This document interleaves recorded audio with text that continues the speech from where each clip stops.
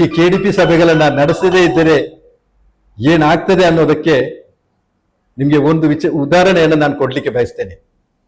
ಈ ತಾಲೂಕಿನ ಜೀವನಾಡಿ ಅಂತ ಹೇಳ್ಬೇಕು. ಈ ತಾಲೂಕಿನಲ್ಲಿರ್ತಕ್ಕಂಥ ಗ್ರಾಮಾಂತರ ಪ್ರದೇಶದ ಜನರು ಉಪಯೋಗ ಮಾಡಿಕೊಳ್ತಕ್ಕಂಥ ಸರ್ಕಾರಿ ಆಸ್ಪತ್ರೆಯಲ್ಲಿ ವೈದ್ಯರಿರಲಿಲ್ಲ.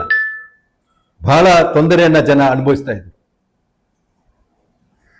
ಇದು ಶಾಸಕರು ಸರ್ಕಾರದ ಮಟ್ಟದಲ್ಲಿ ಅದನ್ನ ಮಾಡಿಸ್ಕೊಡ್ಬೇಕಿತ್ತು.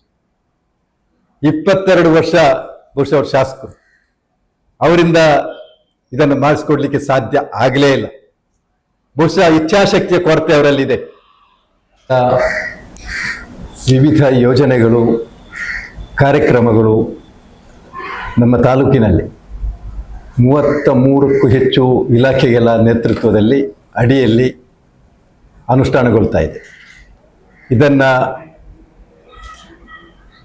ಪರಿಶೀಲನೆ ನಡೆಸಲಿಕ್ಕೆ, ಅದರಲ್ಲಿರ್ತಕ್ಕಂಥ ಸಾಧಕ ಬಾಧಕಗಳ ಚರ್ಚೆ ಮಾಡಲಿಕ್ಕೆ, ಅಧಿಕಾರಿಗಳಲ್ಲಿ ಚುರುಕನ್ನು ಮುಟ್ಟಿಸಲಿಕ್ಕೆ ಮತ್ತು ಸಕಾಲದಲ್ಲಿ ಅದು ಅವಶ್ಯ ಇರುವವರಿಗೆ ತಲುಪ್ತಾ ಇಲ್ವೋ ಎನ್ನುವುದರ ಬಗ್ಗೆ ಪರಾಮರ್ಶೆ ನಡೆಸಲಿಕ್ಕೆ ಸರ್ಕಾರ ಕೆಡಿಪಿ ಸಮಿತಿಗಳನ್ನು ರಚಿಸಿದೆ.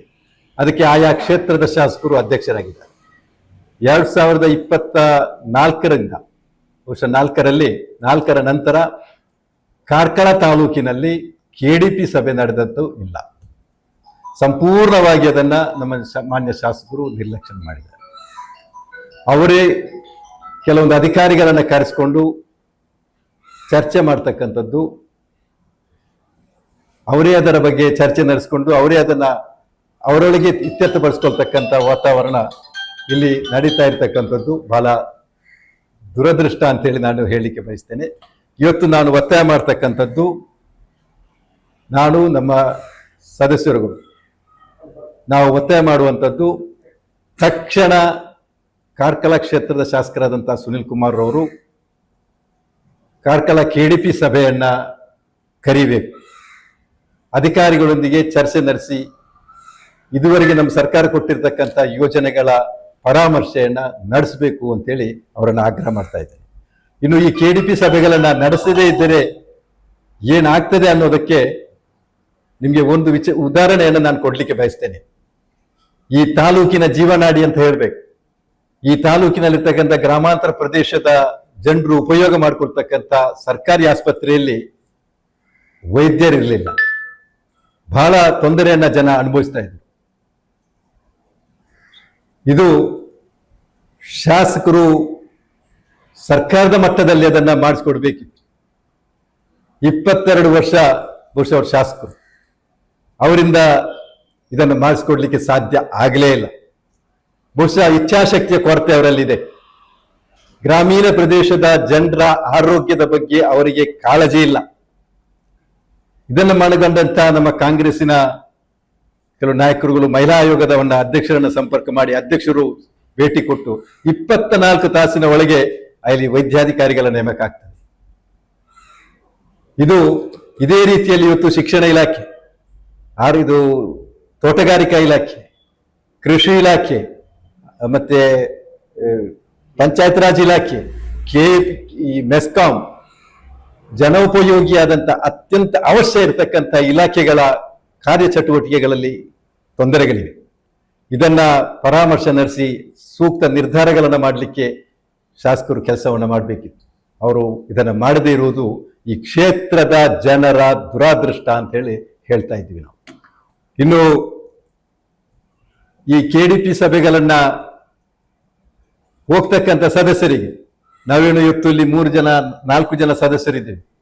ಈ 4 ಜನ ಸದಸ್ಯರು ನಾವು ಅಲ್ಲಿ ಏನು ಸಭೆ ನಡೆದ ಕೂಡಲೇ ಭತ್ತೆಗಾಗಿಯೋ ಇನ್ನೊಂದಕ್ಕಾಗಿಯೋ ಸಭೆ ನಡೆಸಿ ಅಂತ ಒತ್ತಾಯ ಮಾಡ್ತಕ್ಕಂಥದ್ದು ನಮ್ಮ ಉದ್ದೇಶ ಅಲ್ಲ. ಈ ಕ್ಷೇತ್ರದಲ್ಲಿರ್ತಕ್ಕಂಥ, ಈ ತಾಲೂಕಿನಲ್ಲಿರ್ತಕ್ಕಂಥ ಜನರಿಗೆ ಸರ್ಕಾರದ ಯೋಜನೆಗಳು ಸಕಾಲದಲ್ಲಿ ತಲುಪಿಲ್ಲ. ಅಭಿವೃದ್ಧಿ ಯೋಜನೆಗಳು ಏನು ಇವತ್ತು ಕಾಮಗಾರಿಗಳಿವೆ, ಇದರ ಬಗ್ಗೆ ಮುತುವರ್ಜಿ ವಹಿಸ್ತಕ್ಕಂಥ ಶಾಸಕರು ಜನರ ಆರೋಗ್ಯದ ಬಗ್ಗೆ, ಜನರಿಗಿರ್ತಕ್ಕಂಥ ಮೂಲಭೂತ ಸೌಕರ್ಯದ ಬಗ್ಗೆ ಅವರು ಅಧಿಕಾರಿಗಳನ್ನ ಕರೆದು ಸಭೆಯನ್ನ ಮಾಡಬೇಕಿತ್ತು. ಇದನ್ನು ಅವರು ಮಾಡಲಿಲ್ಲ, ನಿರ್ಲಕ್ಷ್ಯ ಮಾಡಿದ್ದಾರೆ. ನಮ್ಮ ವ್ಯವಸ್ಥೆಯನ್ನ ಹಾಳು ಮಾಡ್ತಕ್ಕಂಥ ವ್ಯವಸ್ಥೆಯನ್ನು ಮಾಡಿದ್ರು. ಈಗ ಜಿಲ್ಲಾ ಮಟ್ಟದಲ್ಲಿ ಸಭೆ ಕರೆದಾಗ ನಮ್ಗೆ ಪ್ರೋಟೋಕಾಲ್ ಉಲ್ಲಂಘನೆ ಆಗ್ತದೆ, ಅದಾಗ್ತದೆ ಅಂತೇಳಿ ಚರ್ಚೆ ಮಾಡ್ತಾರೆ. ಇಲ್ಲಿ ಆ ಕೆಲಸವು ಅವರು ಮಾಡಿದ್ದಾರೆ. ಕೆಡಿಪಿಗೆ ಸರ್ಕಾರದಿಂದ ನಾಮನಿರ್ದೇಶಿತಗೊಂಡಂತ 6 ಜನ ಸದಸ್ಯರನ್ನ ಇದ್ರೂ ಕೂಡ ಇವರು ಸಭೆ ನಡೆಸದೆ ಅವರಷ್ಟಕ್ಕೆ ಅವರು ಒಂದೊಂದೇ ಇಲಾಖೆ ಅಧಿಕಾರಿಗಳನ್ನ ಕರೆದು ಚರ್ಚೆ ನಡೆತಕ್ಕಂತ ಕೆಟ್ಟ ಸಂಪ್ರದಾಯವನ್ನ ಕಾರ್ಕಳ ತಾಲೂಕಿನಲ್ಲಿ ಮಾಡ್ಕೊಂಡು ಬಂದಿದ್ದಾರೆ. ತಕ್ಷಣ ಅದನ್ನ ನಿಲ್ಲಿಸಿ ಚರ್ಚೆ ಮಾಡಬೇಡಿ ಅಂತ ನಾವು ಹೇಳ್ತಾ ಇಲ್ಲ, ಆದ್ರೆ ಎಲ್ಲ ಇಲಾಖಾಧಿಕಾರಿಗಳನ್ನ ಸೇರಿಸಿ ನೀವು ಸಭೆ ನಡೆಸಿ ಈ ಕ್ಷೇತ್ರದ ಜನರ ಮೂಲಭೂತ ಸಮಸ್ಯೆಗಳಿಗೆ ಪರಿಹಾರವನ್ನ ಕಂಡುಕೊಳ್ಳಿ ಅಂತೇಳಿ ಅವರನ್ನ ನಾನು ಆಗ್ರಹ ಮಾಡ್ತಾ ಇದ್ವಿ. ಇವತ್ತಿನ ನಮ್ಮೊಟ್ಟಿಗೆ ನಮ್ಮ ರುಕ್ಮೇಶ್ ಶೆಟ್ಟಿಗಾರ್ ಇದ್ದಾರೆ, ಸಂತೋಷ್ ಪೂಜಾರಿ ಮಾಳ ಅವರಿದ್ದಾರೆ, ಅಮಿತಾ ಶೆಟ್ಟಿ ಸಾಣೂರು ನಾವು ಇದ್ದೇವೆ. ನಾವು ಇವತ್ತಿದನ್ನ ಮತ್ತೆ ಮತ್ತೆ ಮತ್ತೆ ಒತ್ತಾಯ ಮಾಡ್ತಾ ಇದ್ದೇವೆ, ತಕ್ಷಣ ತಾವು ಕಾರ್ಯಪ್ರವೃತ್ತರಾಗಬೇಕು ಅಂತೇಳಿ. ಈಗಾಗಲೇ ನಮ್ಮ ಒಬ್ಬ ಸದಸ್ಯರು, ಒಬ್ಬ ಪತ್ರಕರ್ತರು ನಮ್ಮ ಗಮನ ಸೆಳೆದ್ರು.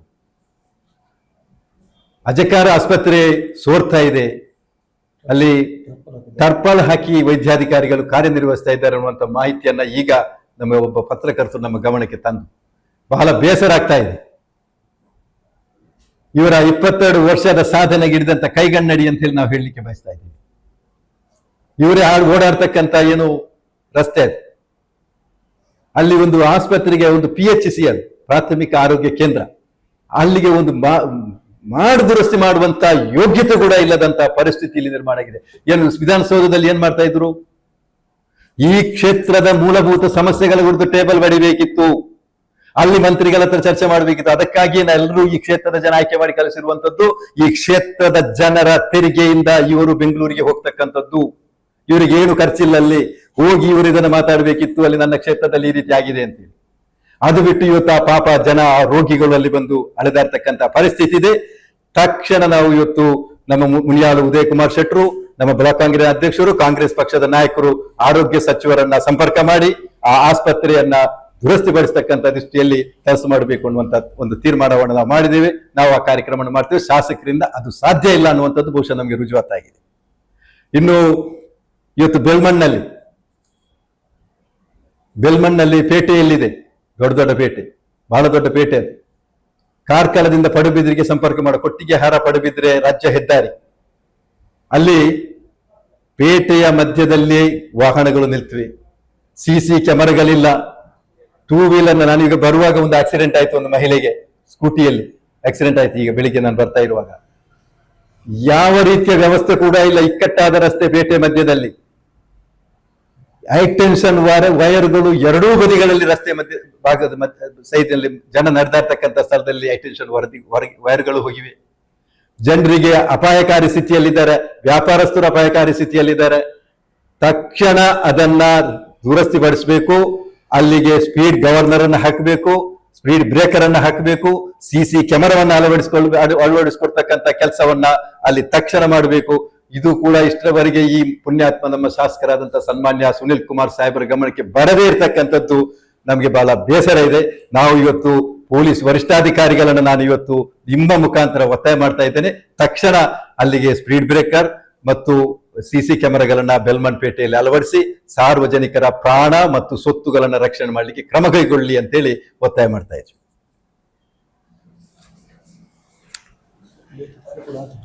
KDP ಸಭೆಗಳು ಕಳೆದ 2 ವರ್ಷದಿಂದ ಕಾಪು, ಬ್ರಹ್ಮಾವರ, ಉಡುಪಿ, ಕುಂದಾಪುರ ಈ ಭಾಗದಲ್ಲಿ ಎಲ್ಲ KDP ಸಭೆಗಳಾಯಿತು, ನಿರಂತರವಾಗಿ ನಡೀತಾ ಇದೆ.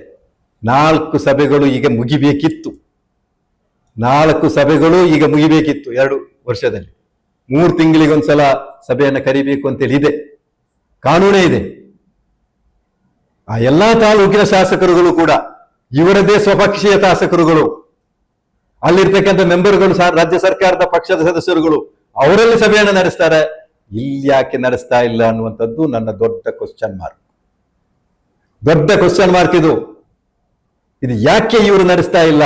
ಅವರು ಬಹಳ ಸ್ಪಷ್ಟವಾಗಿ ಇದಕ್ಕೆ ಹೇಳಬೇಕು, ನಮಗೆ ಈ ಕಾರಣಕ್ಕಾಗಿ ನಡೆಸಿಲ್ಲ ಅಂತೇಳಿ. ತಾಲೂಕು ಪಂಚಾಯತ್ ಇಒ ಅವರನ್ನ ಮೇಲೆ ಕೂಡ ಕ್ರಮ ಕೈಗೊಳ್ಬೇಕಂತ ನಾವು ಹೇಳ್ತಾ ಇದ್ದೇವೆ. ಇಲಾಖಾಧಿಕಾರಿಗಳಿಗೆ ಮನಸೋಬಿಚ್ಚ ತಿರುಗಾಡ್ತಕ್ಕಂಥ ಮನಸೋಬಿಚ್ಚ ಕಾರ್ಯಕ್ರಮಗಳ ಅನುಷ್ಠಾನ ಮಾಡುವಂತ ವಾತಾವರಣ ಸೃಷ್ಟಿ ಮಾಡಿಕೊಟ್ಟು ಅವರು ಐಷಾರಾಮಿ ಜೀವನವನ್ನ ನಮ್ಮ ಶಾಸಕರು ಮಾಡ್ತಾ ಇದ್ದಾರೆ ಅನ್ನುವಂಥದ್ದು. ನಮ್ಗೇನು ಇದರಿಂದ ಅದರಲ್ಲಿ ನಮಗೆ ವೈಯಕ್ತಿಕವಾದಂತಹ ವಿಚಾರಗಳಿಲ್ಲ. ಆದರೆ ಜನಸಾಮಾನ್ಯರಿಗೆ ಆಗ್ತಕ್ಕಂಥ ತೊಂದರೆಗಳನ್ನ ಚರ್ಚೆ ಮಾಡಿ ಬಗೆಹರಿಸಿಕೊಡಿ. ತಮ್ಗೆಲ್ಲ ಗೊತ್ತಿದೆ, ಮಳೆಗಾಲ ಬರ್ತಾ ಇದೆ. ಇನ್ನೊಂದು 2-3 ದಿವಸದಲ್ಲಿ ಮಳೆ ಹಾನಿಗಳು ಹಣಮಾಗ್ತದೆ. ರೈತರ ಬಿತ್ತನೆ ಬೀಜ, ರಸಗೊಬ್ಬರದ ಸಮಸ್ಯೆ ಇದೆ. ಈ ಕಡೆಯಿಂದ ಕೆಬಿ ಮೆಸ್ಕಾಂನವರದ್ದು ಸಮಸ್ಯೆ ಇದೆ, ವೈರ್ಗಳು ಅದು ಇದು ಸಮಸ್ಯೆಗಳಿವೆ. ಇದು ಎಲ್ಲವನ್ನೂ ಕೂಡ ಸರಿ ಮಾಡಬೇಕಿತ್ತು. ಅವರ ಚುರುಕು ಮುಟ್ಟಿಸಿ ಆ ಇಲಾಖಾಧಿಕಾರಿಗಳನ್ನು ಕಲಿಸಿಕೊಟ್ಟು ಮಾಡಬೇಕಿತ್ತು. ನಮಗೆ ದೌರ್ಭಾಗ್ಯ, ಕಾರ್ಕಳ ವಿಧಾನಸಭಾ ಕ್ಷೇತ್ರದ ಈ ಜನತೆಯ ದೌರ್ಭಾಗ್ಯ, ಅಧಿಕಾರಿಗಳಿಗೆ ನಿರ್ದೇಶನ ಕೊಡ್ತಕ್ಕಂಥ ವಾತಾವರಣ ಇಲ್ಲ. ನಿನ್ನೆ ಆ ವಿಪತ್ತು ನಿರ್ವಹಣಾ ಸಮಿತಿಯ ಸಭೆಯನ್ನು ಕರೆದಿದ್ದಂತ ಶಾಸಕರು ಹೇಳ್ತಾರೆ, ನಿನ್ನೆ ಮೊನ್ನೆ ಒಂದು ಸಭೆಯನ್ನು ಮಾಡಿದ್ರು ವಿಪತ್ತು ನಿರ್ವಹಣಾ ಸಮಿತಿಯ ಸಭೆಯಲ್ಲಿ. ಆ ಶಾಲೆಗೆ ಬರ್ತಕ್ಕಂಥ ಅಡ್ಡ ಬರುವಂತ ಮರಗ ಕಟ್ ಮಾಡಿ ಅಂತ ಹೇಳಿ. ಇದು ನಿನ್ನೆ ಎಚ್ಚರಿಕೆ ಆದದ್ದು. ಇದಾಗಬೇಕಾಗಿದ್ದಂಥದ್ದು 33 ಡಿಪಾರ್ಟ್ಮೆಂಟ್ಗಳನ್ನ ಕೂಡಿಸ್ಕೊಂಡು ಅಲ್ಲಿ ಮಾಡಬೇಕಿತ್ತು. ಅದನ್ನ ಬಿಟ್ಟು ವಿಪತ್ತು ನಿರ್ವಹಣಾ ಸಮಿತಿ ಸಭೆಯನ್ನು ಕರೆದಿದ್ದಾರೆ. ಎಲ್ಲ ವಿಚಾರದಲ್ಲಿ ಒಟ್ಟು ಸೇರಿ ನಾವು ಇವತ್ತು ಮತ್ತೆ ಆಗ್ರಹ ಮಾಡ್ತಾ ಇದ್ವಿ ಸುನಿಲ್ ಕುಮಾರ್ ಸಾಹೇಬ್ರನ್ನ, ತಕ್ಷಣ ತಾವು ಕೆಡಿಪಿ ಸಭೆಗೆ ಅರೇಂಜ್ಮೆಂಟ್ ಮಾಡಬೇಕು, ಕರಿಬೇಕು, ಇಲಾಖಾಧಿಕಾರಿಗಳಿಗೆ ನಮಗೆ ಚರ್ಚೆ ಮಾಡ್ಲಿಕ್ಕೆ ಅವಕಾಶವನ್ನು ಮಾಡಿಕೊಡ್ಬೇಕು ಅಂತೇಳಿ ಅವರಲ್ಲಿ ವಿನಂತಿಯನ್ನು ಮಾಡಿಕೊಳ್ತಾ ಇದ್ವಿ.